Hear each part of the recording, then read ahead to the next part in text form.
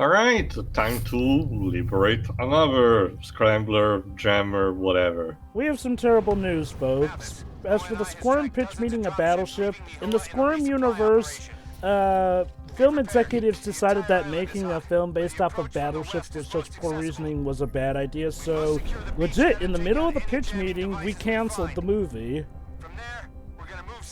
Yeah.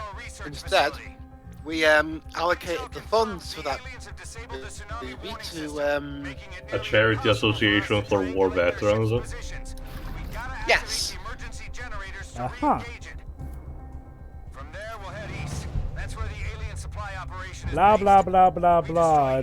Again, Yeah. that's the thing. That's the thing that they keep saying. In the movie, the aliens on land are kind of unstoppable, and only at the end it seems that the humans get some advantage by shooting their positions and having Burrito Girl running the car through their cables. But here, no, the Marines are destroying their shit left and right. That's the thing also, with the USS Missouri, that was literally brought in for the end game. Yet apparently the game is still going despite the fact that the USS Missouri has already entered the fight. So... Remember, Jova, we haven't seen yet the giant big enemy ship. Ow. Also, it's night. I have to say, for all the bad things about the game, the Skybox at least Double Helix gave a shit. Oh my god, that water rendering. Remember, Jova, Super Metroid is the one with the best water effect. Very much. I can see the moon. Actually, it shouldn't, because it's partially obscured by clouds. Well, actually, Earlier I could see the moon. considering how big the moon looks in this one, it's like we got a supermoon tonight. Also, as you can imagine, I don't think I even talked about the performance. It's stable for the most part, actually, surprisingly enough. This game doesn't really lag that much, at least from what I remember. Jittery frame rate aside here and there. I honestly I don't think I haven't encountered it particularly until this point. Mind you, the simple textures and everything might be a reason why. Still, it's still capped at 30 FPS, as you can see. Not even the sequence on your battle grid are in 60. I think it's just in 30. So at the very least, I can command this over again game like, say, for God of Thunder, which Oh man, we playing Pirates of the Caribbean? You wish. sadly no. No, I don't. You're I don't talking. wish. No, Dead Serious. Trust me, the online Pirates of the Caribbean game is actually, was pretty fun. Until Disney had to shut it down because we can't have nice things. Like, I'll say it, it was even better than Toontown Online. I've never played Toontown, and I don't think a lot of people actually liked it. You're not missing much. Yeah, I looked at it, and I was like, I was a kid, I was like, I want to play, it's an online game, cool. And then now, like, I'm an adult, I look at it, it's like, wow, this looks lame. Let me put it That's this. kind of how I feel about Club Penguin. Like, I had cousins that loved it, and like, I don't get it. Okay. What about RuneScape? Dad, have you tried that? Have you ever tried that? Nope.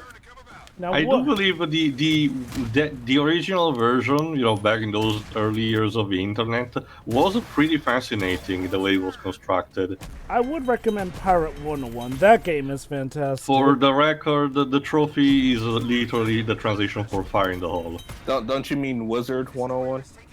Wait, you seriously have never heard of Pirate 101, the sister game to Wizard 101? Yeah, I know, but I thought everyone prefers the Wizard one.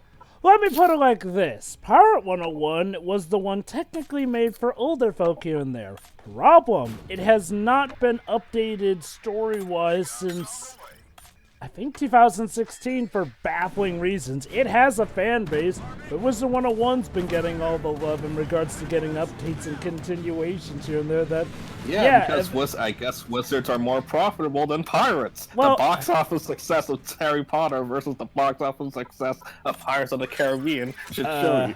Dad, you do know Pirates of the Caribbean made a gazillion... Oh yeah, I know.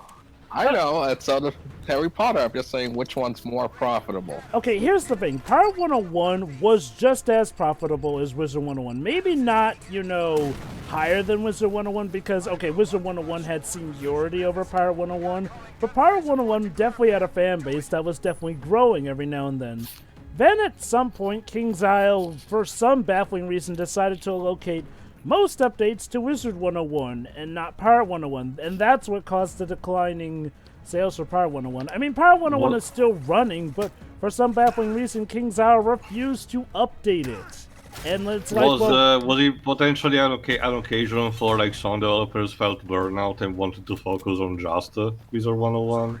Not from what I understand, no. There's not really been any news as to why this happened. Like, people are still baffled about it.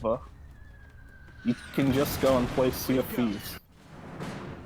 No. Wait, was that a jump cut? Yes, Edge. I try to not meander too much for games like this when it comes to depths. So I try to find common places or frames that might be useful for jump cut. So, but yeah, I was saying you can go play Sea of Thieves, Jova, since you like pirate games. Dej, I was excited for Sea of Thieves back in the day, but nowadays, well, okay, maybe Sea of Thieves has gotten better, but here's the thing. I haven't really heard much people talking about how Sea of Thieves has gotten better. Compare this to, say, something like No Man's Sky, where when it did get better, everyone was talking about how it got better. So, why is it that... Yeah, that's because every YouTuber that was taking a dump on it realized, oh, looks like we have to do a follow-up or it's a punching bag, but then they realized they were wrong. Here's my point. The thing, Jova, now, the primary audience for Sea of Thieves, Jova, is Twitch streamers, really. Well, honestly... So most people are too busy playing their game than talking about how good their game is. Well, okay, I haven't really seen streams talking about how Sea of Thieves is better, so I just asked this. Is Sea of Thieves really that much better, or has it just been the case of them finally adding on content that should have been in the damn game? I mean, if it wasn't Java, the player base will actually dwindle, don't you think? The player base did dwindle back in the day, but okay. I'm talking about now, Java. So, okay, so how much better is it now? I don't know. We don't know. We don't play Sea of Thieves. Okay. I don't really care. My PC is not powerful enough, Joe. So I can tell you, I would have given it a try if it was powerful enough. I'm a Mac user. I'm not allowed to have fun. Oh God! You're lost, Dad. You're lost. Okay, here's my thing about Sea. It was a gift from my mom, so I can't really complain because she lost my old laptop. Anyway, so here's my thing about Sea of Thieves, though. It's a bit of too little, too late. Like, my interest in the game has long since dried up. And is it still available on Games Pass? What am I saying? I don't even have an Xbox One. It's a first part. Well, actually, Joe, but it's Games Pass is for PC as well now, so you can get it there. Sure, yeah. I mean, it's just I don't know. And yes, it is. Remember, it's a first-party Microsoft game, and all of those go day and date on the Game Pass. So. I guess it's just really hard to see myself supporting that game because, well, on the one hand, hey, maybe buying it now would show that I support proper game development. On the other hand, buying it now could also say that I support the inkling of, hey, we'll make a game but then fix it later after... Well, Jova, here's the better reasoning. Why don't you find other ways and still play the game so you don't have this conundrum and yet you can still play the game? Wow. And you can get the game for 50% off right now. No, but I'm trying to reasoning with that, Dej, if the problem is just, the dilemma of money support, just find another way to play the game and then decide for yourself. Well, here's my thing, though. I'm waiting for word of mouth to collectively say that Sea of Thieves is worth playing. Like, here's the thing with No Man's Sky. And to be fair, yeah, we do get why it turned out to be that way. However, as has been stated multiple times, Sean Murray did not do himself any favors with how he presented that game. Like, no wonder people thought it was a scam with the way he placed stuff here and there. It's great that he managed to fix it, but we can't deny that part of the mess was something he got himself into. I mean, I think he should have buckled down and just explained what was going on with the development and why they might have to push it back or whatnot, or do a better job explaining why it was the way it was, but sadly that wasn't the case here. That said, though, he really made up for No Man's Sky and then some. He not only finally put in the features that were promised, but he eventually expanded the game into something way, way bigger here and there. Like, and mind you, his was more of an indie project here and there, but they had so much passion that they made so much money. So much more money than companies who try and make a quick buck end up doing because, well, gee, trying to make a quick buck can often hurt you in the long run. Which brings me back to Sea of Thieves here in that regard. It was also not helped by Chua Yoshida's behavior. But to go on. That too, yeah. With Sea of Thieves, I mean, look, like I said, I'm waiting for word of mouth to say it's worth my time because here's the thing. I've long since learned that sometimes putting faith in a certain installment really doesn't pay off here and there. That's not to say that I say you should be cynical about everything, but Sea of Thieves really, and I do mean really, let me down here. From what looked to be a fun and creative pirate game to, well... Wait, Jova, how can a game let you down if you haven't played it, though? In multiple... Dej, the same way Last of Us 2 let down a lot of people who hadn't even played it yet. Look, okay, here's the thing. Here's the thing, Dej. You don't... Allow me to help you, Joe. The same way a lot of people were disappointed by Sonic 4 before they played it, Dej. Sonic 06, anyone? Green eyes. Not just the green. Okay. So, as funny as it is the job on the fan base, there were some legitimate criticisms of that game leading up to its release. Well, that's the thing, Deji. That's the thing, Deji. The thing with the Sonic fan base is that a lot of the legit criticism stuff tends to get drowned out by the really more stupid things. Well, Drips, it's funny. Hold on. Wait. Actually, I have a counter argument. I was actually going to mention a counter argument because this is actually very relevant. Drips, counter argument. They should do what Sean Murray did. You know what Sean Murray did with all the hate? He pretty much took note of it all, put it into proper compartments and groups, dividing the, legit criticisms from just the simple hate mail stuff here and there, and actually filtered and took in what he did that. If an indie guy can do that, Dwibs, I don't think a big billion-dollar company has any excuse to not be able to filter through what's legit criticism and what's just fanboyism as opposed to... To be honest, Jover, I'm surprised. I'm surprised you have time to read any feedback, considering that they're probably really busy doing other things. Let me talk about that, because that's actually something that I don't think I've talked about before. See, the thing is, a lot of people keep throwing you the whole, oh, you haven't played it yet, how can you possibly make any kind of opinion on it? Well, here's the thing. Yes, of course, obviously playing is the best way to go about it when it comes to, making your assessment of a game. But here's the thing. For someone like a lot of us who have been gaming for most of our lives, we start to notice things. We start to get used to things. We start to recognize patterns. We start to recognize how games are made and how things turn out based on our experience and how we know games and game development works. And as a result, we can make educated guesses on how things are going to turn out. It's not as black and white as... Not everyone's George Wood. Actually, what I was gonna say is, you can say a game doesn't look interesting to me. Everything that I've seen so far doesn't look appealing to me. It's like, yeah, I don't care. I just feel like the way he made it, I was like, oh, it's disappointing me. As if the way he made it sound like it's like he did play it. Let me put it like this, Dej. When I say it was just a matter of how you came off. That's what I mean. Let me put it like this, Dej. When I say Sea of Thieves let me down, I mean it let me down in so many ways.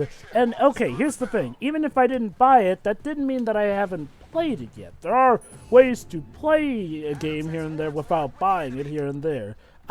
So you did play it? Yes, and I didn't like it. That's all you had to elaborate on. Sorry. But, okay. But that said, though, Dej, even if I hadn't played the game, here are ways that it could have let me down even still there. The atmosphere, the lack of enemies, the lack of playtesting, the very, very, very, very, very anticlimactic ending with the Kraken here and there, the lack of modes, the lack of customization in comparison, well, would be in comparison to Skull and Bones if that game was actually out, but... still, lack of customization options here and there.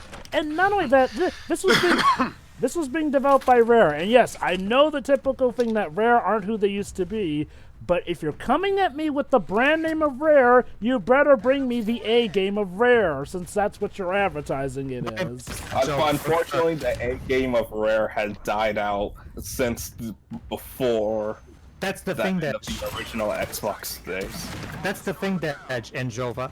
If you go back to 2015, when they first announced Sea of Thieves, a Rare employee literally gets on stage on E3 and literally talks about how, oh, we've been creating amazing games for 30 years now, and we've done so many great things with our quote-unquote special formula. That's what they call it, apparently, special formula, and we're ready to do it again. So Rare themselves hype the game up from the very beginning as their next masterpiece or something like that. And the way he said it pretty much implied that, oh yeah, this is the same Rare you've known for all these years. Well, and that technically wasn't Rare employee. Actually, come to think of it, how many Rare employees did leave during the development of Sea of Thieves? Plenty, actually. Plenty of people left to form Platonic Games, yes. So in a way, Deds, the game did technically start off as a hyping of Rare's cream of the corn and all that. What wasn't Sea of Thieves announced after the ukulele Kickstarter? No, I think it was before. Yeah, Sea of Thieves was revealed back in 2015, E3 2015. Yes, 2015. Ukulele Kickstarter was May of 2015, because I remember it came out like around the same time as Age of Ultron. I remember that. Yes, the game was announced in 2015, but obviously the development started before that. Yes. Oh yeah. True, I was just that like, is a good point. I just want to like. Me personally, I'm like, okay, you're. Me personally, I'm like, when it comes to people's opinions on video games, if someone is obviously allowed to have an opinion on something, whether they played it or not. But me personally, for those who haven't played it, I'm just gonna take your opinion with a pinch of salt. Well, okay. That's To be fair, Dibs, that should definitely vary off of what type of game you're talking about. Look at something like if it's something like a puzzle game or something, which is like 95% gameplay, and you say, oh, it sucks even though I haven't played it. I'm like. Well, okay, to be fair, Dibs, when it comes to a puzzle game, that can depend on how the puzzles are. If it's something like Layton, people can technically try the puzzles without playing the game. Just go to YouTube and look up, hey, this puzzle here and there. So they could technically complain about the puzzles without playing the game here and there. Or if it's something like Tetris or something.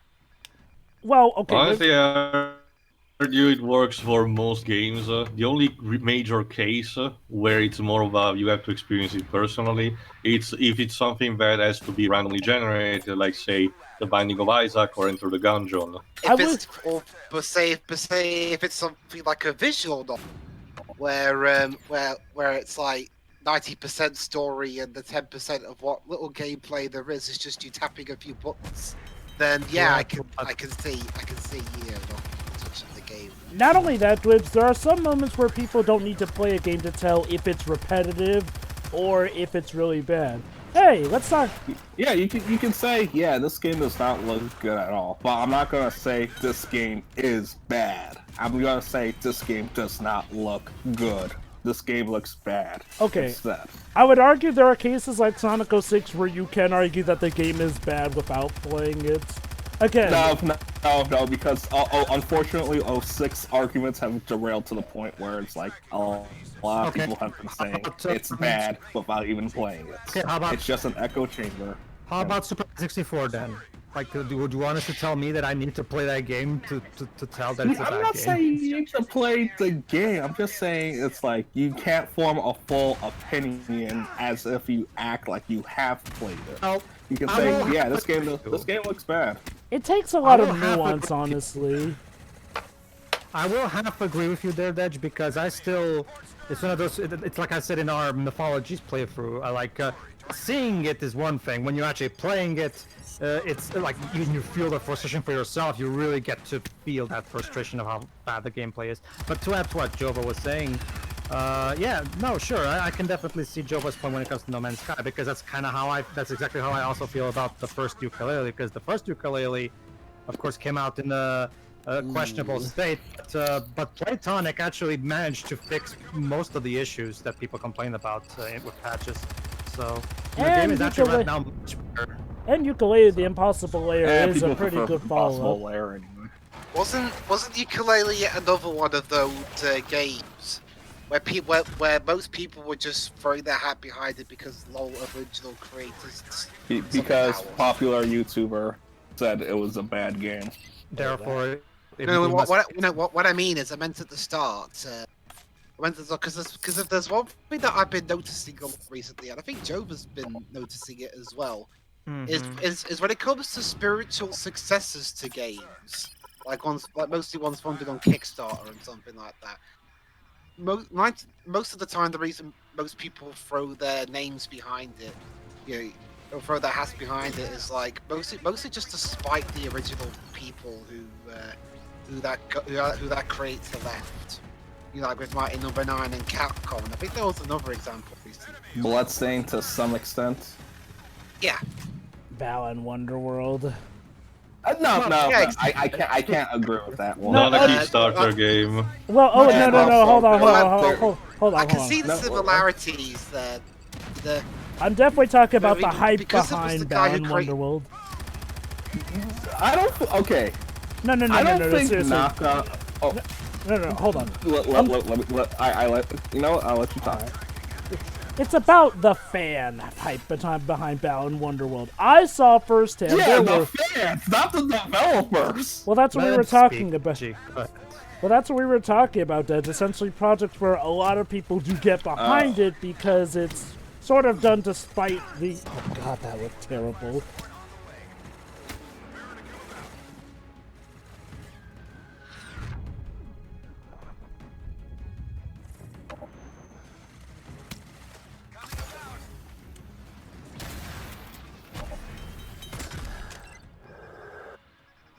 Anyway, I think I get what Jova means.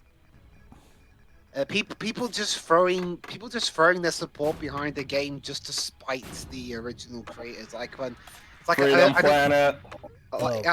And I know it's the most popular example, but Freedom Planet just to spite Sega.